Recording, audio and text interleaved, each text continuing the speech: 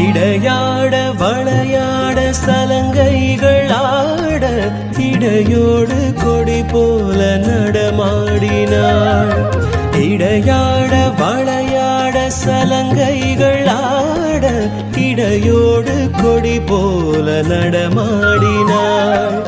உலகாளும் உமையாளின் ராகபாவங்கள் ஆனந்தம் குடிகொண்ட கோலமம்மா.